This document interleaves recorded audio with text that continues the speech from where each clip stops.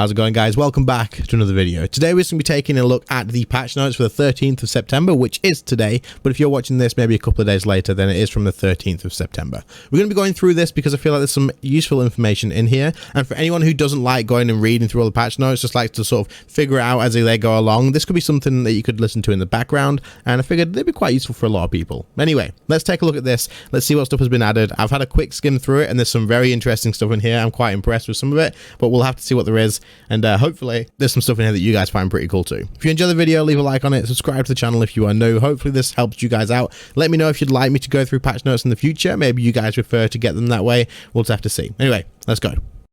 Okay, so we won't be reading everything on here. I'm just going to read it off like it's just that, literally just me reading the patch notes. We'll have a quick skim through. We'll talk about the main points, and we'll pick up on any stuff. Anything that's kind of obvious, we'll just skip through it. But we'll mention most of the stuff anyway. But this is Ninja Strike. It says souped up statues. So it says the ninjas are back, and they've just wrapped up another awesome scattershot strike. This week they've taken aim at statues, pets, and more, and coincidentally, several of their changes will be beneficial for those of you chasing the Trim's Completionist Cape. So I assume there's going to be some stuff changed from the Completionist Cape stuff. I saw something further down, but for example, sculpture enthusiasts across Gillinor will be pleased to learn that the weekly limit on the Shattered Heart D&D have been removed. So you used to have to, there was a weekly limit on this before, that's been removed now, so you can just keep going. You don't have to wait a minimum of 30 weeks to grab the Stones Throw Away achievement. So that makes that achievement quicker. But anyway, Rainbow's End is ending soon. That is the treasure hunter promotion. That will be done soon. That will put the prices of those back up. So if you've got any of those, you know, you can always hang on to those for a little while, and those prices will probably shoot back up again. Now we'll just look at the patch notes. This is going to be the main bit. There is some other stuff like community and stuff, but we'll probably just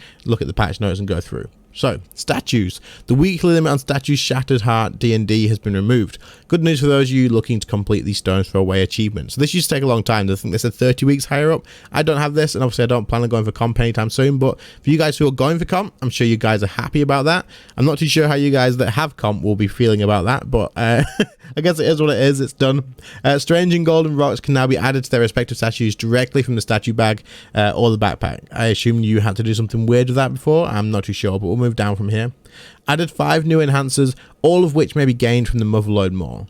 Okay, so these are all little enhancers that you can get from the Motherlode Maw, and they're going to actually just help you with specific things like invention, your Anachronia base camp enhancer, things like that. So the base camp one, for example, gives you a 20% drop chance in the rare buildings, but I assume you can only get these from the Motherlode Maw. It says all of which may be gained from the Motherlode Maw. I don't think there's going to be anywhere else to get it, I assume. So that might be the only way to do it. So if so, then you'll have to get onto that if any of these are useful. The best thing to do here would be to pause the video and have a read through those. I'm not going to read all of them off. Pets, the creeping hand pet has now been converted into an interface pet, and you can't feed it gloves. And if you own more than one, then they'll remove it and the player will receive some Thorley in compensation. Okay, and the same with the gecko pet as well. You'll get coloured ones though instead if you have more than one. This is one of the big bits I want to talk about. This is something I find freaking finally, like finally, JGX, thank you for this. This is great. Grand Exchange buy limits. Adjusted the Grand Exchange buy limits of various items. Now I had a quick skim through here. There's some great stuff in here, for example things like vulnerability bombs and Viswax and stuff, but let's just have a quick talk through these and see what there is. So air, water, earth and fire talismans. This is like a summoning thing, I believe. You'd use them in summoning, so it used to be 500, now 5,000. That's great. Arrowheads and headless arrows from 10,000 to 100,000. That is so good. Definitely good for fletching.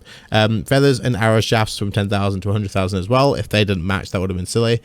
Dart tips up to 100,000 too. So it looks like they've just put in the stuff of like these bulk buys that you'd normally do up, so you won't have to basically hop worlds asking people to help you with buy limits and stuff.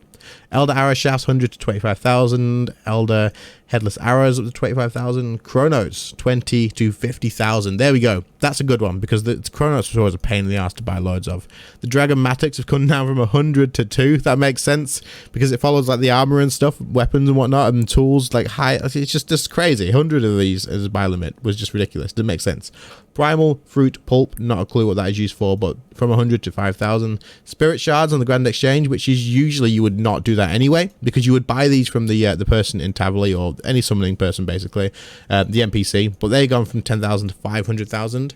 Glorious bars have come down from 10,000 to 100. I'm not sure what that difference would make, to be fair, but I don't do smithing at all. So Mammoth Tusk, I assume this is probably going to be like a summoning thing too, maybe. Dino Scales have gone from 30,000 to 100,000.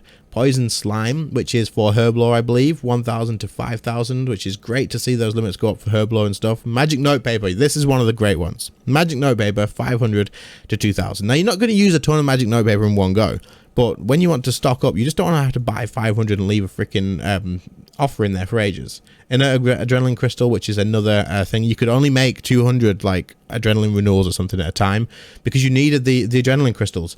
And these limits share. Like if you have, you can't just buy 200 of these and 200 of these, and you need 200. You can only buy 200. So you got 500 here. That's better. You can make 500 potions in one sitting now. Definitely what you want to do. Vital Sparks have gone from 1,000 to 2,000. That makes sense.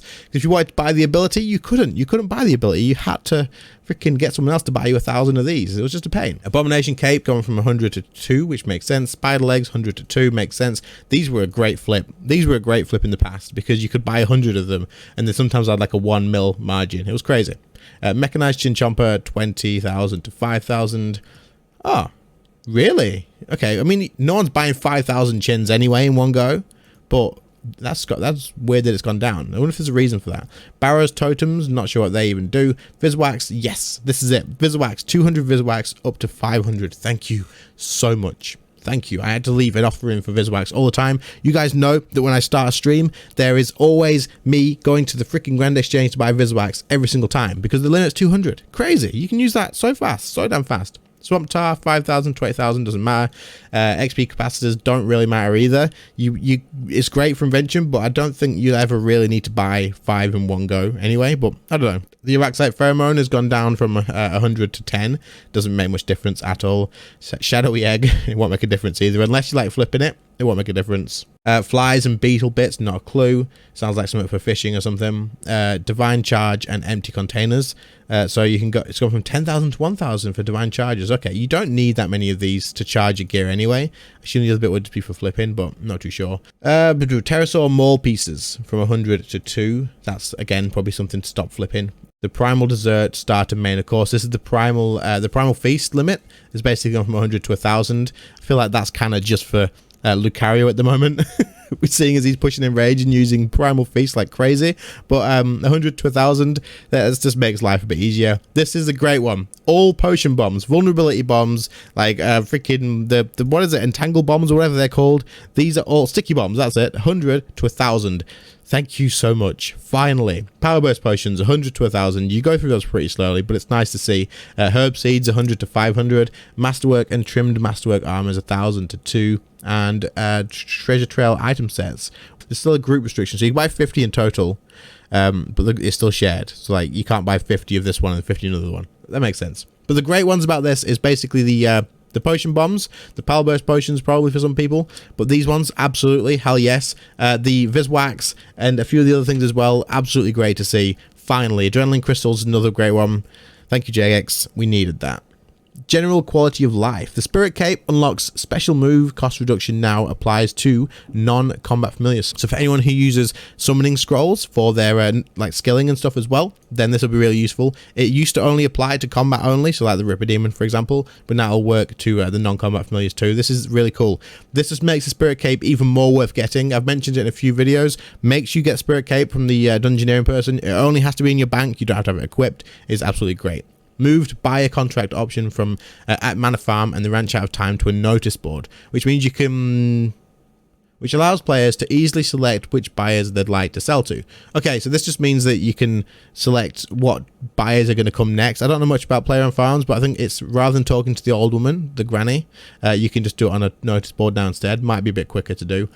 Players can now select whether to have stack value show the Grand Exchange price or the high alchemy price. Okay, that's interesting. This is probably this is probably for Iron Men, right? This can be done under settings, item drops, and item stack information. This means Iron Men will no longer have to see the high alchemy prices. So you can choose now whether you want to see the high out value of what you've just got for a drop or the actual Grand Exchange prices. I figured that would be for Iron Men, really. So that's good.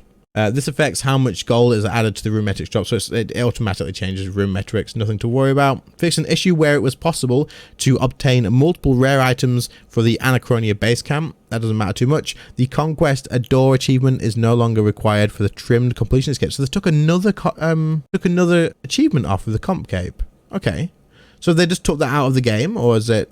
I think it's still in the game, but it's just taken off of it. So they've taken two things. Well, they've taken one thing off as an achievement, and they've made another achievement easier.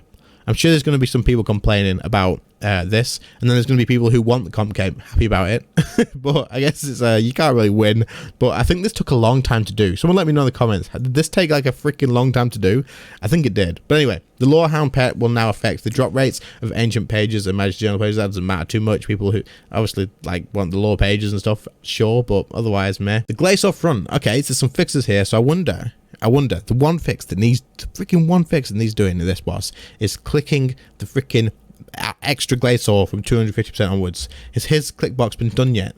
Fixes. Reaper assignments will now correctly indicate that the Arch-Glacor is the target when using quick chat. Okay, so it must in the past, if you've got the Arch-Glacor as a Reaper, it must not have told you that it was the Arch-Glacor.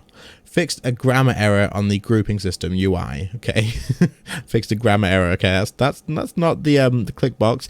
Arch-Glacor logs are now shown in the adventurers log. Okay, rewards from the Arch-Glacor fight are now given to the top 3 players. I thought that was gonna be something else, but we'll talk about that in a minute. The Arch-Glacor's drop will no longer spawn below the boss, where they are inaccessible to players. Okay, so there was drops that was spawned outside of the area that you could reach stuff. I don't know if area loot actually worked that or not, but I guess not if it says they are inaccessible.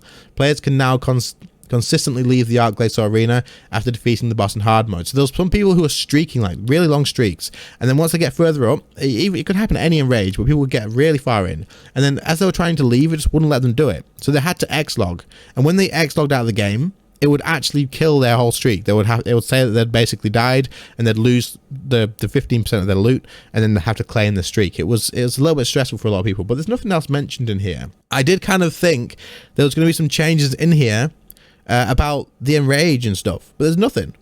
If there's anything further down, I'm not sure, but I thought maybe talking about the fact that enrage may or may not affect drops maybe was in here, but it's not. Okay, well, that's the Glacor bit anyway. Berthorpe Path. I'm not sure this matters too much. The Lumbridge Guardsmen and Harlan and Defense Skill Masters have had a trip to the armory. Okay. So the guards have got new armor, I think. And Dark Wizards have a new outfit as well from the Yak to Basics. Okay. That doesn't matter too much. Added a UI tutorial regarding charms dropped by cows in the Berthorpe now only occurs upon receiving the specific. Okay, so something for newer players. That's good to see. Change the default position of the loot window on desktop. Doesn't matter too much because you can move it anyway. Okay, so now it says other. I feel like this is going to be a big list of bullet points. So if you aren't interested in this bit, then this would be your time to get out of here. But quick recap on, not a quick recap, but a quick talk about some of this stuff. The Grand Exchange price changes, absolutely great. I love that. Brilliant. Good to see. The Glacor stuff, I'm a bit confused about that because I thought it was going to be stuff that was like talking about the rewards and stuff. Maybe I thought it might be mentioned in there. The hitbox for that thing may have been done, maybe, but they haven't just listed it. And we'll have to check that out in the game. But at the same time, a few of these things have been changed. So that's good. So it's good to see the fixes and stuff. But otherwise, it's been something to do with completionist cape, making it easier to get. So whether you guys are happy or sad about that would probably depend if you have it already or not. Otherwise, nothing too big in here, but we'll talk about the other stuff now. If you're not interested, like I say, then thank you all for watching. Make sure to leave a like on it before you go. Make sure to let me know in the comments if you're interested in this sort of video. I can go through these for the future ones as well, if there's plenty to talk about. Anyway, thanks for watching to you guys. Let's move on to the other stuff. Okay, so improvements. The auto loot bars option has been removed from metallic dragon trinkets. Okay, the interfaces for dragon and metallic dragon trinkets have been refreshed. That doesn't really give me much information at all. I'm not sure what that is. I don't ever use metallic dragon trinkets, so that's probably why. But there we go. It said improvements. That's good. Fixes. Using open ore on geodes now correctly interrupts the mining action. You'll still receive XP and ore. Okay. Re-enabled the ability to apply the bloom graphical setting on mobile. That was probably causing issues like frames and stuff, so that's been disabled in the past and now it's back on. Fixed an issue that prevented the fire urn spell from awarding crafting XP. So okay, I'm gonna have a quick skim through these and I'll talk about ones that seem important, because fix the typo in Leonard's dialogue is something you guys just probably don't give a crap about, let's be honest. You can now buy portable workbenches on the Grand Exchange. You can actually search for them now, so that's good.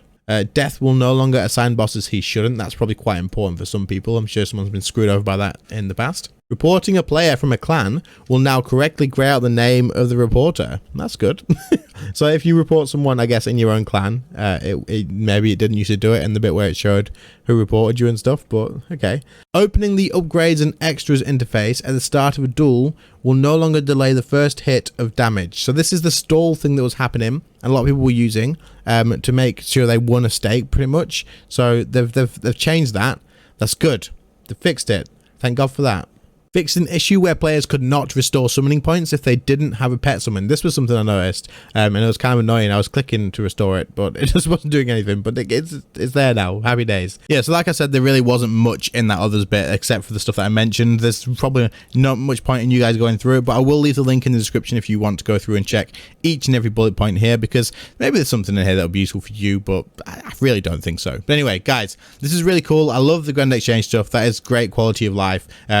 Good stuff with that for Jagex. As for the enhancers, they could be pretty useful for anyone wanting to max and doing other stuff like this. Like I said, pause that bit and you can have a look through that. But the comp cape requirements, I'm sure there's going to be plenty of happy people about that, plenty of disappointed people about that, seeing the people who have already done it. And then as for the other quality of life stuff, then I guess it's nothing huge. But and the Glacor front, a lot of it doesn't really seem like that big of a deal.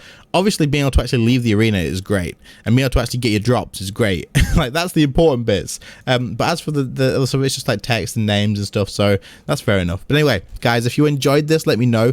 If you're interested in hearing me do more of the patch notes and stuff in the future, then let me know as well. I will be putting this up pretty much straight away as soon as I can. But if you are interested in this, if it was something that you'd rather listen to rather than going and reading it through yourself, make sure you do let me know in the comments. Leave a like on the video if it did help you out and you didn't have to go and do it yourself. Leave a like if you enjoyed, and also subscribe to the channel if you are new. Anyway, guys, thank you all so much for watching, and I'll see you all in the next one. See you later, guys. Bye.